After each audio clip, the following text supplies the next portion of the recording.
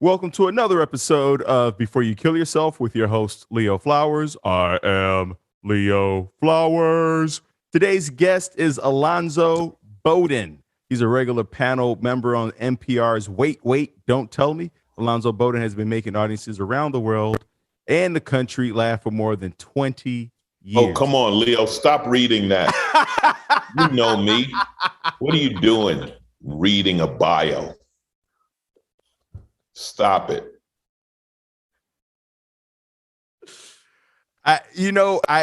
Listen. All right, let's put the bio away.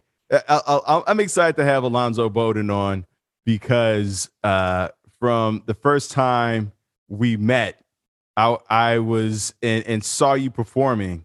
I was just like, this guy is thinking about things on a whole different level, and somehow the audience is right there with him along the way. I did a road trip from LA to New York one summer when I just started comedy, like 2003 or four, and your album was one of the albums that helped me get across the country. And I was like, man, I don't know who this guy is. Like I found it at like a gas station. You know, gas stations had the albums. Yeah. And I just like grabbed a couple comedy albums. I was like, man, this guy is funny. And then when I finally met you, it just as funny in person. So I'm excited to have you on the podcast, Alonzo Bodden. Well, thanks, man. Thanks. And I probably didn't see a dime from you buying my CD at a gas station. There was a whole thing with that. I don't know if you're aware of it. They used to record comics at the Improv and sell these cassette tapes. That's how long ago it was. They sold cassettes and none of the comics got paid. Bud Friedman got in a big lawsuit with them. But by the time they settled the lawsuit, like each comic got like $20 because it was so many comics over such a long period. Wow, that's painful to hear. But I'm so glad that now comics have a bit more control over the money they make, the image that they're putting out. There's always going to be people that could take advantage of whatever the system is, but that sucks. And so you being on a podcast today is timely because I did a show last night with Matt Balaker, and I don't know if you know who that is, but he wrote a book about Greg Giraldo, who is another comedian who I think you guys like started about the same time. And for the listeners who don't know, Greg Giraldo, he had a law degree, very smart guy. I think he went to Brown University, but struggled with addiction. And Alonzo, I know part of your backstory is, struggling with addiction and then, working your way through sobriety. And I remember one time you and I had a conversation and I asked you, how many meetings do you go to? And you said, I go to a meeting every single day. Going back to Greg Giraldo, did you know him and were you surprised by? Well, are you talking about the Matt from Portland? He's a comic. Is that who wrote the book? I don't know. Yeah, he's a comedian. I don't know where he's from. He's tall. He's like 6'2", 6'3" or something. Yeah, like that. I think curly hair. Not curly hair. Maybe it's a different guy. Maybe he had. But anyway, so getting back. So one thing, let me clarify. I went to meetings every day when I was newly sober, which was 33 years ago. I'm probably average about a meeting a week now, and I do it to probably more than anything to maintain perspective, to not forget, what it was like. But anyway, yeah, I knew Greg. I didn't know him well because he was a New York guy. I'm an LA guy, but he fought for a long time in and out of sobriety. And listen, this career, this business, I was sober 5 years when I started doing comedy, which definitely helped because this business is a lot of, as you know, it can be a lot of disappointments. It can be a lot of highs and lows. And there's no penalty for drug or alcohol use in this business. As long as you show up and you're funny and the system is making money off of you, They don't care. We've watched, Greg was tragic. I mean, you just go down the list. Chris Farley, Belushi, Mitch Hedberg, all these different, and then a bunch of comics we don't know. Recently, the three in Santa Monica who did some cocaine and it happened to be laced with fentanyl and they died, we don't have drug testing, right, in our business. And the truth is, nobody cares. I happened to work with David Spade a couple of weeks after Farley died. And I said to him, I was like, man, I'm sorry about your friend. I know you guys were tight. And he said, they wouldn't let him stop. He said they wouldn't let him go to rehab. The movies were making so much money. They just kept shuffling him from movie to movie. And everyone knew he was dying, which is tragic, but the machine doesn't give a shit about you, so you got to hope that something else does. Yeah. Greg Giraldo, brilliant talent. I can't speak to his state of mind because I didn't know him that well. You talked about that the reason why you keep going to your meetings once a week is because you don't want to forget and you want to keep perspective. What is it that you're not wanting to forget? Well, I don't want to forget I'm an addict and an alcoholic. I'm of the belief, and different people have different beliefs. It's certainly not an exact science. So what I give you is my opinion and my experience. I believe once you're an addict, you're always an addict. Once you're an alcoholic, you're always an alcoholic. That doesn't change. What I have seen happen, and I am blanking on the actor's name, guy, kind of heavy, white hair, I think. Philip Seymour Hoffman. So what happened to him, and has happened to a lot of people in long-term sobriety, you go back to using. Well, your addiction and your mind wants the same amount that you stopped at. Your body can't take that anymore because your body doesn't have the resistance built in that it did when you were doing drugs every day. So it is unfortunately, very common for people with long-term sobriety to go back to drinking and using and die quickly, OD or whatever, because your body can't take that anymore. I'm 59. I'm not 26. I don't consume on a daily basis. I need to remember that at the end of the day, I'm an addict. I'm an alcoholic. I need to remember that I've never had a beer because it was hot outside. Okay. I didn't drink wine because it went well with my French plate at dinner. No, I drink and use for the effect that, I want to. For me personally, it was a matter of numbing feelings I didn't want to feel. So I don't want to go back to that. So I maintain perspective by going to meetings. And there's also a thing in a 12-step community, the best thing for your recovery is helping other people. So when I go to meetings, if I get to talk to somebody who's newly sober or, going through a problem I went through, it helps me. You talked about part of the reason. Let's go back to, when you talked about alcoholic and addiction, what type of addiction were we talking about? And at what age did this all start? Well, I believe, and again, my experience, that you're born that way. I think people who are prone to addictions are born that way. And then you just find a substance that works. So started out smoking weed, drinking beer like kids do at, early teens, and progressed into cocaine. And ultimately, I was on the cocaine schedule of the 80s, doing powder, snorting cocaine in 1980 and 81 and whatever, and finally bottoming out on crack in 1988. And that was the progression for a lot of us because that was the progression of the drug in the 80s. It's true that drugs do. You talk about the progression of drugs from cocaine to crack, and a lot of people who did cocaine would never of a million years think that they would go to crack. Just as people who are drinking beer never think that they would go to wine and then some other heavier substance. But it's one thing is definitely going to lead to the next thing at some point because the times change, the people around you change, and and your situation changes.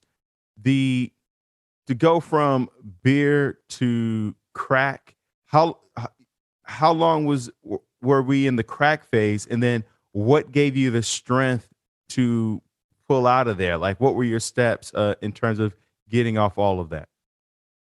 Okay, well, first, let me tell you, most people don't progress. Okay. There are billions of people who drink alcohol who don't become alcoholics. There's, millions of people who smoke weed who never do a drug, anything other than that.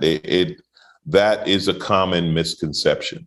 The progression comes, and this is why I say addicts and alcoholics are born that way. The progression comes when you have whatever it is that makes you an addict or an alcoholic.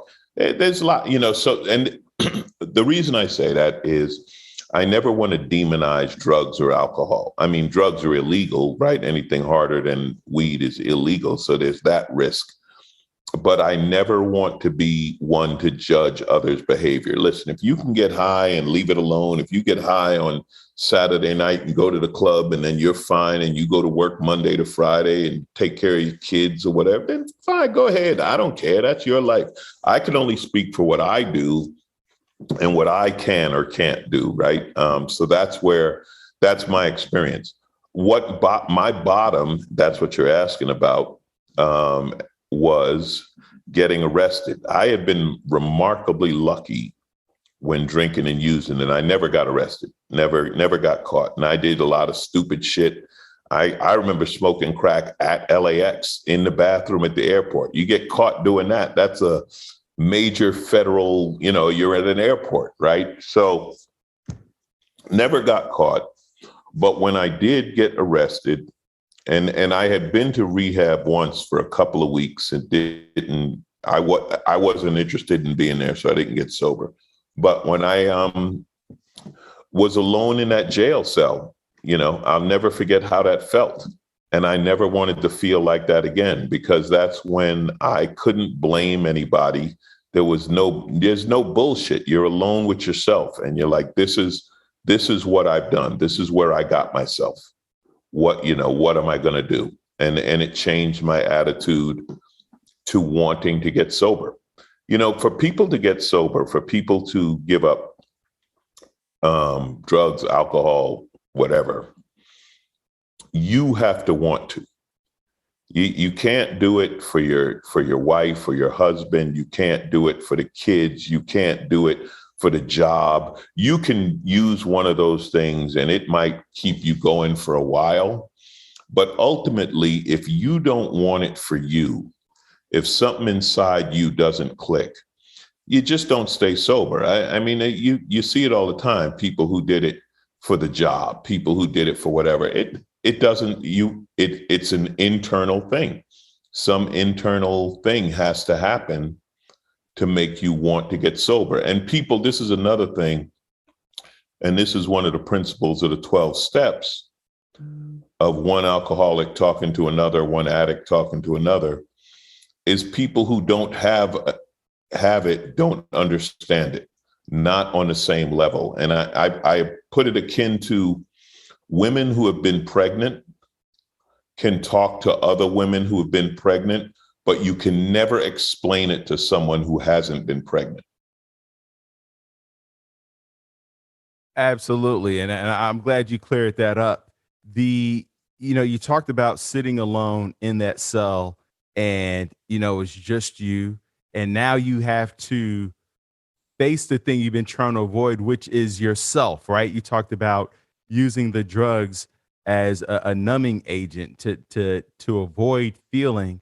And now that you're in that cell, all you have are you and your feelings. What feelings were you trying to avoid with the drugs and alcohol? All of them. All of them. Because they can be very intense, and it can be, and not knowing how to deal with them. See, the thing about drugs and alcohol, right? They're a symptom. they're not the problem. They're a symptom. The problem is something else, and you're using the drugs and alcohol to alleviate that something else, right? It's like if you have constant headaches, right, or migraine headaches, you can take Tylenol and that might ease the pain, but that doesn't do anything to the cause of the headaches. And when the Tylenol wears off, you're going to have another headache and you got to take the Tylenol again. So we're talking about treating it. I remember when I was newly sober, there was this counselor, Joe Gomez, and Joe was a great guy. This guy had done, I don't know how many years at San Quentin.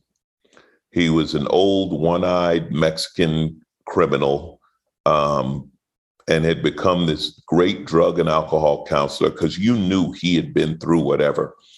And Joe used to say, listen, you drink because you're an alcoholic. You take drugs because you're a drug addict. And you fuck up because you're a fuck up. The first two are pretty easy to fix. That third one, that's going to take a while. And that's what it is, man. There are a lot of issues and different people have different issues, Mine, a lot of it has to do with my internal image of self. I don't see myself as other people see me. I see myself smaller and less than, dealing with depression, dealing with things like that. Being an overachiever to avoid reality. So there's a lot of issues and a lot of feelings that I didn't want to feel or deal with. Yeah, in talking to Matt Balaker yesterday about Greg Giraldo, he said that Greg struggled with imposter syndrome. Did you struggle with that at all? Like feeling like you were going to be found out not to be as funny, or was it more along the lines of feelings of inadequacy and being less than? Both. But the imposter syndrome is,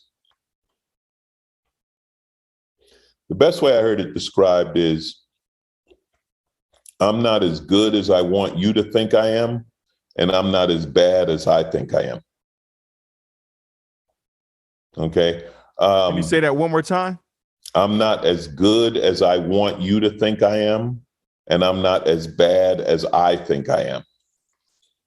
The thing about comedy, right? When people come to us and they're like, man, it's amazing what you do, and you make people feel better and I know all that's true. We comics know all that's true, but there's a lot of times when that's not enough. For me, it's always about crafting something and trying to find the next level of funny. And I appreciate those other things, but they're not going to keep me going. There was a telling moment, I think, with Greg Giraldo. He was doing one of those roasts, right? And I don't know who it was. And if you watch those roasts, Greg Giraldo every time was one of the greatest comics on there. Comics much more famous, much whatever, higher up the food chain, more money, whatever. Greg killed. And Jimmy Kimmel was the host. And he said, after Greg's thing, he said, once again, Greg Giraldo kills and nothing will happen. And it's true. And it's like, for whatever reason, right, Greg Giraldo, it didn't take. And you're sitting on the dais with people who are doing movies and TV shows and have millions of dollars. And Greg's doing okay. There was another great comic who killed himself, Richard Jeni. Richard Jeni killed himself, and I understand it. I get it. Richard Jeni was as funny as anyone in the biz, and Rich had a couple of shots. He had a sitcom that only lasted half a season. He was in one big movie and nothing came of it. And he just, you give up because your heart and soul, everything about you is in this comedy thing. And I know it's not supposed to be, and you have value beyond being a comic and stuff, but that's not what's going on in your head or in your heart. Comic is who we are. It's not a job. I don't go to work, come home and hang up my tool belt. I used to do that. I used to work in the regular world. Comedy isn't like that. It's part of you. Any artistic creation is part of you. And that's not to make it better than people who work in an office or on an assembly line or a plumber or whatever. It's all your work. And I respect all of it. But when you have an artistic artistic, creative bent, you tend to feel and you're more connected to your work, and therefore you can be more dissatisfied, more satisfied. And so the imposter syndrome of I don't deserve this, there are some things I get that are comically good. And I'm like, I can't believe I'm doing. Leo, I've met the Prime Minister of Canada. I met Justin Trudeau. What the fuck am I doing talking to Justin Trudeau? I know multiple Grammy Award winning musicians. When I'm hanging out with George Duke and Marcus Miller, I'm like, what the fuck am I doing here? What am I doing here? That's the imposter syndrome. And others would look back and say, you're a comic, you're great, you belong there. Well, not in my head, but I've learned to not act on that. And that's where recovery comes in. You learn to not act on those thoughts or those feelings. When you talked about, you're sitting along, you're in the jail cell, and that's the moment where you go, I want to get sober for me. Do you immediately jump into a 12-step program, or what was the next step? You get out of jail, well, I and did. then what? I did because, like I said, I had been exposed to recovery. The first time I heard about 12-step program, I had never heard of them. I had no idea they existed. I didn't know anything about them. And remember, this was in the 80s. They weren't as popular or publicized as they are now. Rehab wasn't talked about as much as it is now. I always joke that I went to rehab before it was a thing. If I'd have gone to rehab after Last Comic Standing, it would have been a brilliant career move. I'd be much more famous right now, But I went to a recovery program because I knew about it, and I knew that would be the solution. And I think also the reason it worked, again, because I wanted it to. So certain things fell into place, and I met people who I understood and they understood me, et cetera. A lot of, I'm in a 12-step program myself, not for alcohol, but for sugar. And a lot of the members will share that, how they've been in and out of the program. Was that your experience, or once you were in and never looked back? I came in, I lasted for 2 weeks. I went back out. Then after a month or two, when I got arrested, I came back in, and I've been sober ever since. Wow. And so along with that 12 stuff, was there anything else outside of that you did to aid in your recovery? What did you get rid of friends, add friends, change your address? Or was it just the 12 steps? Other than the fact your life changes naturally. So if I'm not getting high anymore, then I'm not hanging out with people who get high.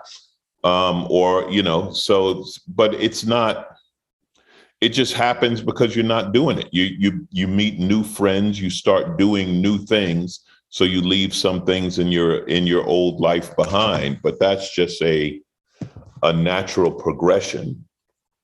For some people, it is a conscious thing. For some people, they're like, I can't see this person anymore. I can't go to this place anymore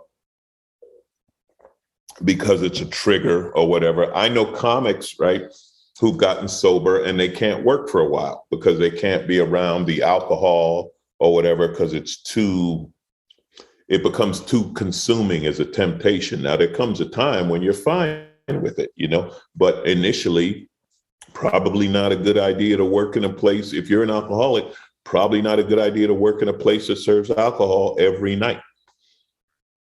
Right. And so I would imagine, because you talked about the thoughts of feeling less than and undeserving. And I imagine those thoughts don't leave us completely. What do you do when those thoughts, enter your mind now? I know you talked earlier about, you don't listen to it, but what does that look like? Or do you Well, you learn to, for one thing, you learn to not act on it. How do you not act on it? You stay in the moment. You talk to someone else who feels that way, who feels that way, and they talk you through it. Here's the thing. You can have thoughts, you can have feelings, but ultimately it's your actions, right? So I can feel like I don't deserve this shot, this show, or whatever it is. But in the moment, I got to get on stage and be funny. So I just do that and I stay in the moment. That the power of now is a powerful thing. We project, this is going to happen, that's going to happen, this is going to be terrible, that's going to be great. Well, if you look back, and this isn't just for addicts and alcoholics, this is true for most people. If you look back at your projections in life, we're usually wrong. We're usually wrong. So you talk to someone else who reminds you of that. And this is what I talk about perspective. Someone else helps you understand that, yeah, well, your mind might say that, but you've been wrong every time up until now. You know, what makes you think you're going to get it this time? Like, what do they say? Insanity, doing the same thing and expecting a different result, right? So even though your mind says this, your action changes. You do a different action and then you get a different result.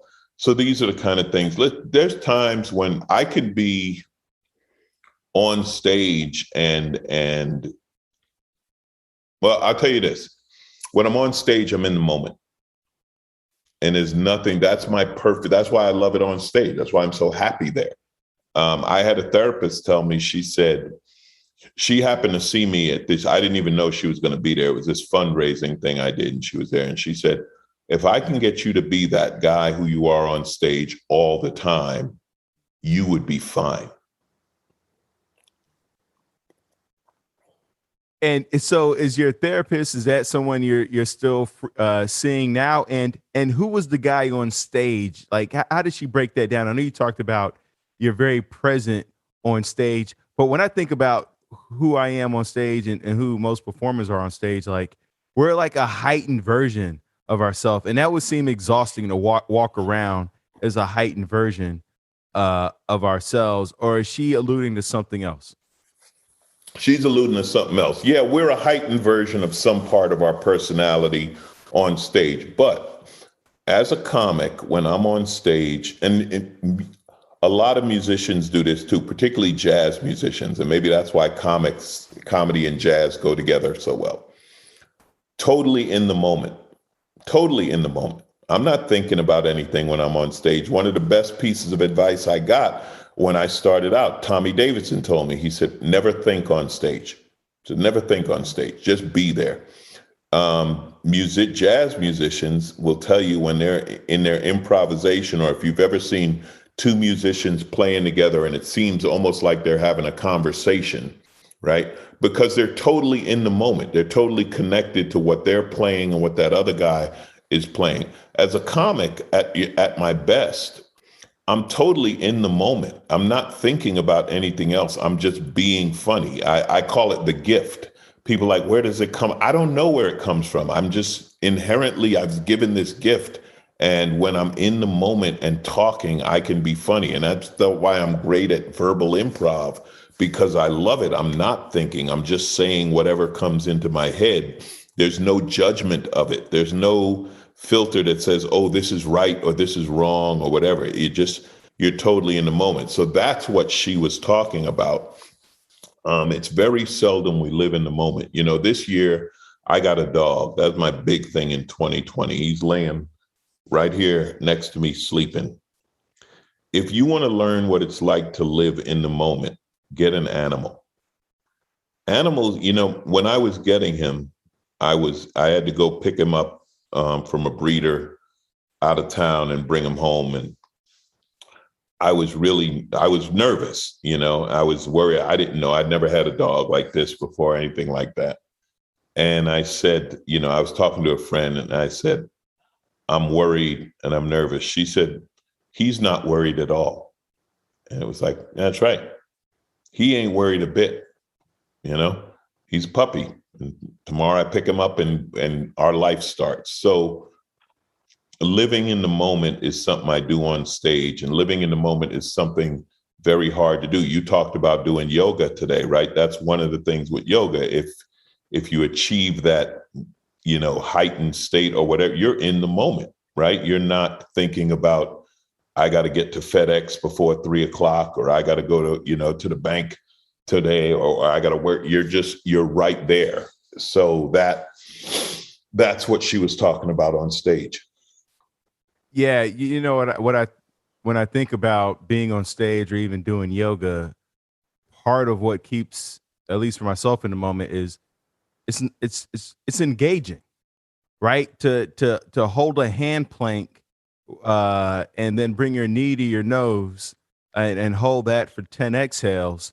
You have no other option but to be present, because you're running out of breath. The arms are shaking, and it's the same thing when you're on stage. The stakes are high, like everything is riding on you, and it just what it ultimately brings to mind are relationships in terms of being in the moment, because a lot of times we're in a relationship and we have these things that we think about that we want to say, but we don't say it. And then ultimately it leads into a breakup or infidelity, or, a binge. As you shared earlier, part of when you're struggling with emotions is you call someone else. So if we don't share it, if we don't express it, then it starts to eat us up and become self-defeating, and then destroying the relationship with you and your significant other, or you and the audience, if we're not in the moment and sharing what's on our mind. So there's so many parallels here of the importance of being in a moment, saying what's coming to your mind. And I think a lot of us are afraid because we have some crazy thoughts and we're like, are you sure? Because I was just thinking about X, Y, and Z, and I'm sure nobody wants to hear that. Well, I got to disagree.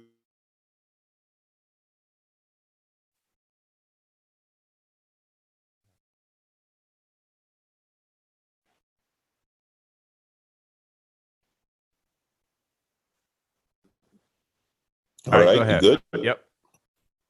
So what I was saying is, when you talked about being under pressure on stage, I feel no pressure on stage. I'm totally at home on stage. Um, People ask me, do you get scared? No, this is what I do. This is how I live. I may have a little apprehension at a place I've never worked before, but once I hit the stage, man, it's like a giant exhale for me. It's like, yeah, this is home. This is so, yet pressure, the other stuff can be pressure. I don't know. Like, I'm not good at paying bills, and my business manager handles all of that. I don't negotiate. My agent does that. I get on stage. That's where I'm at home. The other stuff, like, you know why I'm not famous, Leo? Because I've never worked on publicity. It's never been my thing.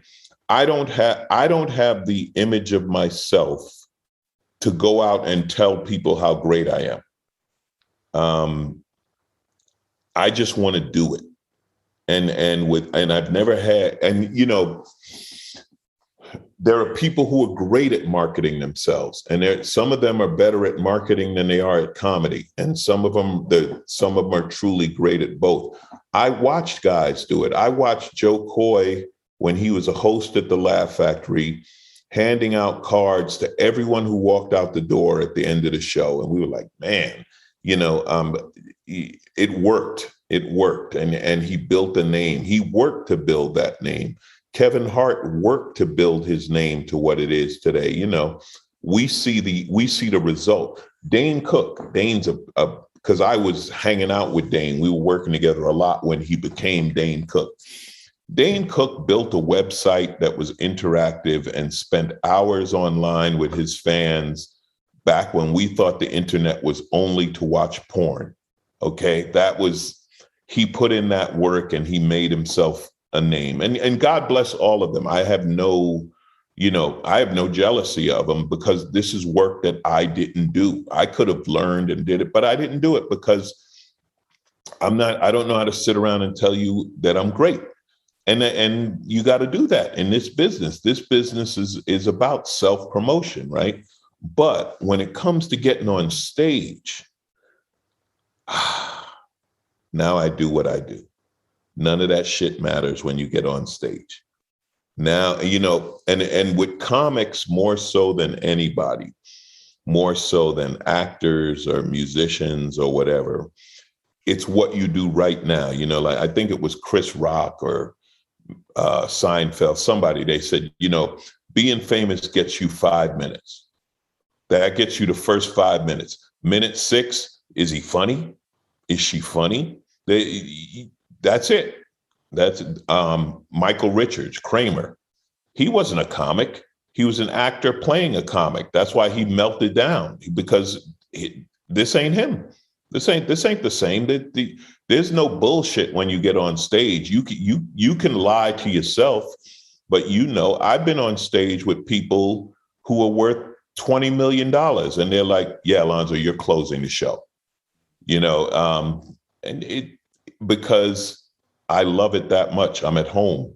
So no, I don't feel the pressure when I'm on stage. I don't feel the pressure that I feel in a relationship or in a financial situation or whatever else. No, man, not when I'm on stage. When I'm on stage, that's my world. That is my world. I love it. And, I've been on a road. I have been blessed to be on a road with you a few times. And, I know that you work out. It seems like you work out every single day. Is that part of your grounding process, or, part of taking care of your physicality? Or have you always been somebody who worked out? I've always worked out. And for a long time, you talk about feeling less than. I've been in great shape and felt like I'm fat and out of shape and had to keep going. Right now, I consider myself out of shape. People are like, "You look great." I'm like, no, I don't. I'm 40 pounds overweight. But I've always worked out. It does help me. The physical does help me with the mental on some level. And I've always felt as long as it's easier to keep moving, like once I stop moving, I won't be able to start again. So there are periods when I don't work out, but I don't want to ever completely stop. So it's just it's part of my life. Exercise is part of my life. What's changing for me, you were talking about the sugar thing. This is the first time in my life I have to start watching what I eat. And I don't know how to do that because I've never had to do that. Because, I'm playing ball, working out, this or that, and I would just eat whatever I wanted. And the comic lifestyle is not a healthy lifestyle at all. But so that's something that's a big change that I have to try to make. And it's another change to commit to. And I'll be the first to admit that I haven't committed to that as yet. Yeah, the food is so challenging, not just because food tastes good, but also there's a cultural aspect. So it's like there's if you're not eating this or eating that, then at least for me, I feel left out in some situations where everybody else is eating something I used to eat, and I'm like, that's gonna keep me up for 2 days, or emotionally dysregulate me. I know that also you're into, motorcycles. What is it about, and not just the bikes, you seem to be into the community. What is it about motorcycle riding and the community of bike riders that you're drawn to? Okay, well, there's a few things there. So, and by the way, what you talked about feeling left out when you don't eat something, one of the reasons that I don't have a problem with drugs and alcohol around people who use them is I've already done it. So when I see it, like you want to get high in the green room, like, are you kidding? That's not getting high. Have fun. I don't miss that shit. And people, say it all the time when people ask me about drugs and alcohol. I'm like, oh, I'm retired. That's why I say I'm retired. I did it. I'm done. So there's a few things with motorcycles, cars, and being a gearhead. For one thing, when I was a kid, I was 7 years old. This guy took me on a ride on the back of a motorcycle. It still feels that way. There's something that happened that I just felt something like a freedom, whatever it is, I still get. I like mechanical things, and I've been in and out of therapy for a long time. And a therapist pointed out, she said, you like mechanical things because you know how they work. You turn this, it does that. You push this, it does that. life isn't like that. People aren't like that. So you like machines because you know how they work. And if a machine is broken, I know how to fix it. Change this part, now it works again. And she was like, humans aren't like that, which is why you don't relate to humans in the same way. When it comes to the community of motorcycle riders, just like other communities, people on the outside don't get it. Nobody who rides a motorcycle says, how many motorcycles do you have? And then, oh, why do you have so many? You never hear that at a bike event. Our joke is, how many motorcycles do I need? One more than I have. That's how many I need. And we get that. And there's no way to explain it to people who don't get it, So that's why I love the community, because they get it. They understand. We understand each other. We understand the spending the money. I have friends and we joke about it. We have the disease. If I had the money I've spent on cars and motorcycles over the years, I would have another house. But I don't care. It's not like I'm like, man, I wasted all that money. There's maybe one or two I regret out of 30 cars, and I don't know how many motorcycles I've owned in my life. As a friend, he was just joking with me the other day. He said, man, you're the only guy I know who bought a bike and traded it in 2 days later because you didn't like it. And I was like, yep, wasn't fun. Get rid of it. I don't think about, oh man, you're going to lose this much money on the trip. Well, so what? So ultimate. And again, I'm in a different position, right? I'm not supporting a family, so I have a lot of freedom when it comes to that. When people talk about Jay Leno's collection, and I've been to Jay's garage a number of times, it's like, yeah, Jay has what any gearhead would have if we had his money, right? That, Jay's got the money. So, it's a passion, and it's understood by other people in the passion, and people who aren't in it. You can't logically explain why this car costs that much money, or why this bike costs that much money. There's no logic to it. But if what they say, I think they said, what is jazz? What they say, if I have to explain it, you wouldn't understand. Yeah, the first time I heard Miles Davis Kind of Blue or Coltrane Sentimental Moods, you can't explain why it makes you feel the way you do. It's a feeling. It's a thing. And sometimes words get in the way, so I completely understand that. You talked about feeling free on the bike. And earlier, you talked about how there were emotions of less than in your childhood. Did you feel free in your childhood, or were those kind of thoughts about, not being enough? Did that come from what other people were saying to you, your parents, friends, family members from your childhood? I don't remember a lot of my childhood. My brother and I have talked about this. He seems to remember more about us growing up than I do. The only place I can say it comes from as far as growing up is we weren't rewarded for success. It was expected. So, when you got an A, it wasn't this big deal. It was like, well, you're supposed to get an A. And then I was the last kid, right? I joked that I wasn't the youngest. I was just the last kid. But through elementary and junior high school, I followed my brother and sister who got great grades. So I was expected to get great grades. Now, what I didn't find out until after high school, and we talked about it, is something, my grades were actually better than theirs. I didn't know that. We never talked about it. I just knew it was expected. It was expected. So in some ways, I guess I didn't build that self-esteem. And that's why I said it was always about overachieving. The thing was, my guiding principle was always, tell me what you need me to do so I can do it, and you will leave me alone. Because ultimately, I wanted you to leave me alone.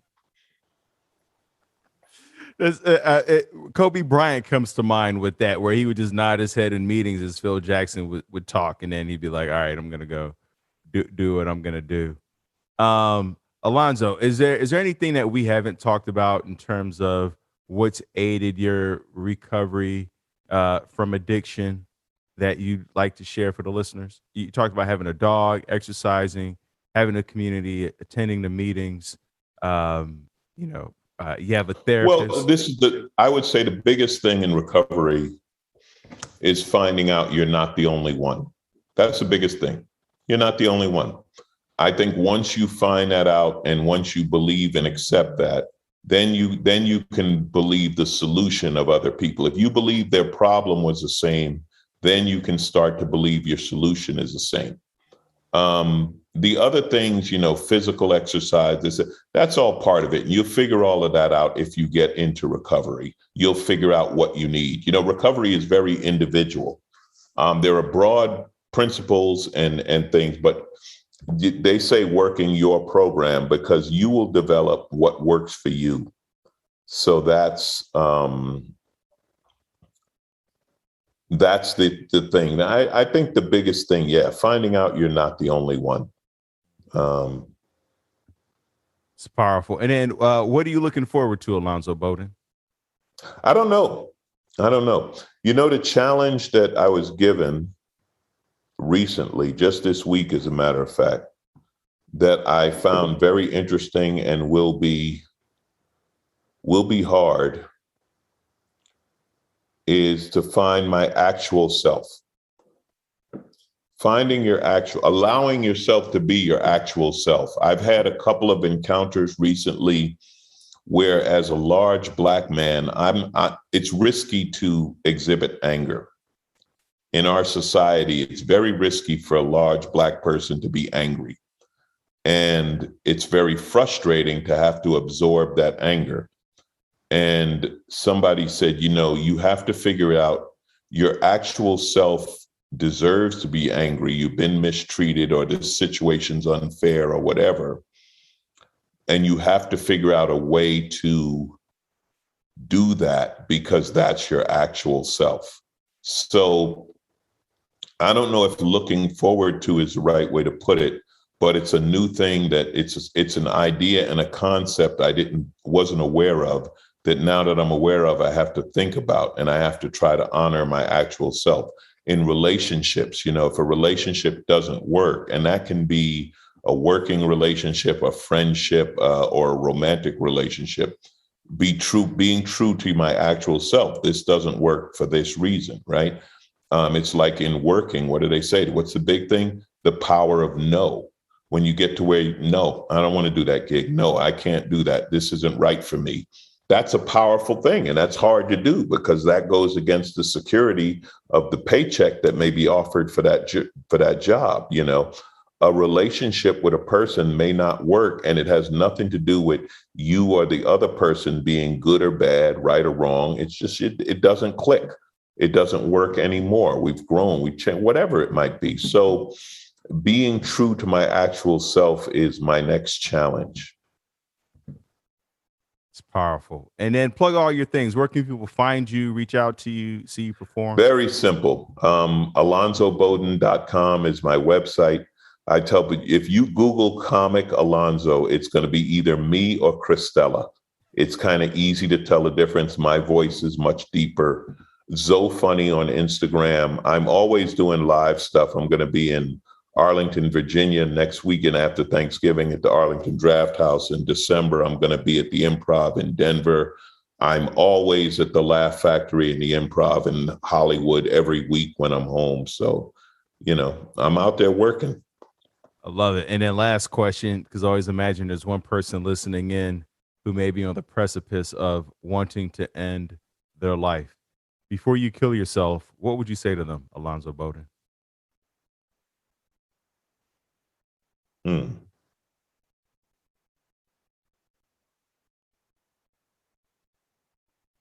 That's a tough one, because it's about not believing what's in your head. And in reality, it's about a day at a time. For example, in recovery, the reason we say a day at a time is because 33 years ago, if you told me I can't drink or use a drug for 33 years, that would be absolutely impossible. But if you tell me, well, you can't get high today, it's like, okay, maybe I can just not get high today. If someone's about to kill themselves, I would say, you know what? Do it tomorrow. Let's get through today. You can kill yourself tomorrow. Always put it off to tomorrow. Thank you so much, Alonzo. Thank you so much, listeners. Remember, this podcast is not a substitute for you going to get help, for you calling the 1-800-SUICIDE or 1-800-273-TALKS or any of the other numbers for my listeners out there in Canada, the Philippines, France, UK, Australia, wherever you are in the world. There are international phone numbers. You can talk, chat, text. You could always go to thrivewithleo.com for one-on-one coaching. Let's get to tomorrow together. Thanks a lot, Alonzo. Okay, Leo, take care.